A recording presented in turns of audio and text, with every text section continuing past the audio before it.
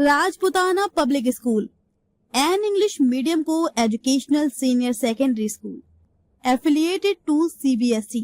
Admission open. Address Vidyadham, Jahanganj road, Baghar, Farrukhabad में नवागंतुक DM doctor Ankur Lathar ने मंगलवार दोपहर पहुंचकर विधिवत कार्यभार ग्रहण कर लिया। पदभार संभालते ही उन्होंने प्रशासनिक व्यवस्था को तेज, पारदर्शी और जवाबदेह बनाने के स्पष्ट संकेत दिए।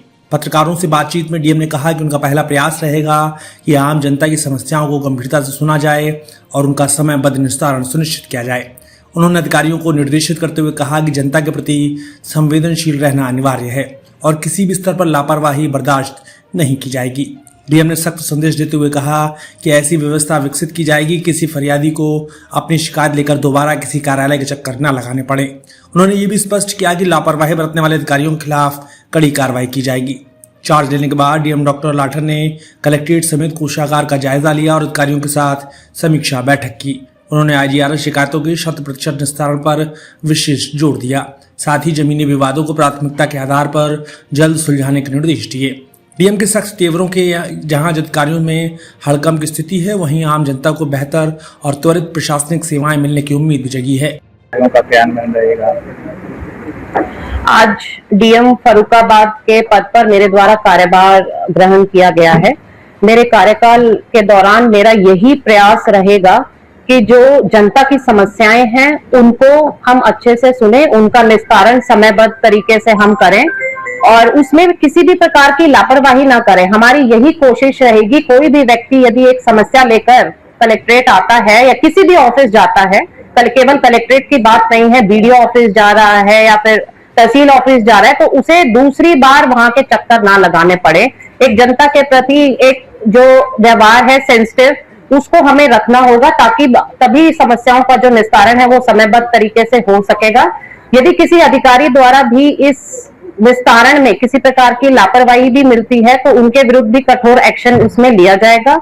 उसके अलावा सभी को अपने क्षेत्र में निकलना होगा, फील्ड विजिट्स करनी होगी, केवल ऑफिस में बैठ के कार्य नहीं किया जा सकता। मेरा पूर्ण प्रयास रहेगा कि मेरे साथ साथ मेरे नीचे जितने भी अधिकारी हैं, तहसील लेवल के, ब्लॉक लेवल के, वो सभी क्षेत्र में निकलें और जो क्षेत्र में हमारे कार्य चल रहे हैं, जो हमारी स्कीम्स इंप्लीमेंट हो रही हैं, उनको अच्छे से निरीक्षण करें और उसके हिसाब से अपने आगे की कार्रवाई करें। मैम, कुछ जगह यहाँ पर बहुत ज्यादा क्रिटिकल है, जैसे हमारा NH है, एक नेशनल हाईवे है, उस पर दुर्घटनाओं का बहुत बड़ा नंबर है। उस पर अभी तक काम नहीं हो पाया। यहाँ तक कि मंत्री जी इस पे कह गए थे लाइट जलाने के लिए, वो लाइट अभी जल नहीं रही है और वो बहुत उबड़ खाबड़ है। दूसरा, कई बड़ी योजनाएं जो 5 करोड़ से ऊपर की हैं वो भी अभी लंबित पड़ी हुई है। जैसे हमारा ट्रामा सेंटर है, वो भी लंबित है, करीब 20 से 1 महीने से ज्यादा हो गया उसको। और ऐसी योजनाओं को जो जनता से सीधी जुड़ी हुई है, उन पर अगर हम लोग फोकस करेंगे तो शायद कुछ जनपद में बेहतर होना शुरू होगा। देखिए, आपने बिल्कुल सही कहा। जो रोड ट्रैफिक एक्सीडेंट होते हैं वो एक बहुत ही सेंसिटिव चीज है क्योंकि उसमें व्यक्ति या तो बहुत गंभीर इंजरी आ जाती है, चोट लग जाती है या फिर अपनी लाइफ लूज कर देता है।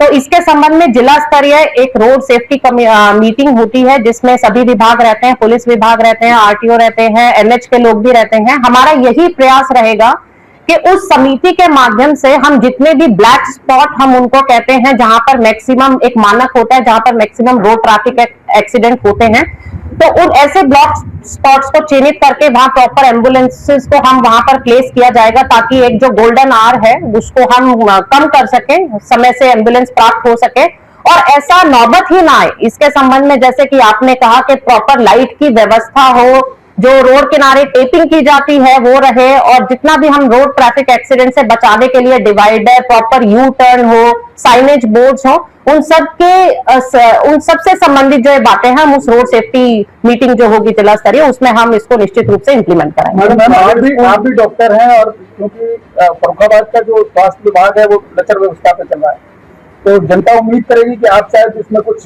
ताकत भर पाए और लोगों को सही समय पर सही इलाज मिल पाए। देखिए, जो स्वास्थ्य सुविधाओं में CMO मुझे लगता है कि देख रहे होंगे, बट जो भी मेरा एक्सपीरियंस है मेडिकल का, मैं जरूर उसको सहयोग देने की कोशिश करूंगी कि उससे जनपद में स्वास्थ्य सेवाओं में कुछ सुधार आ सके।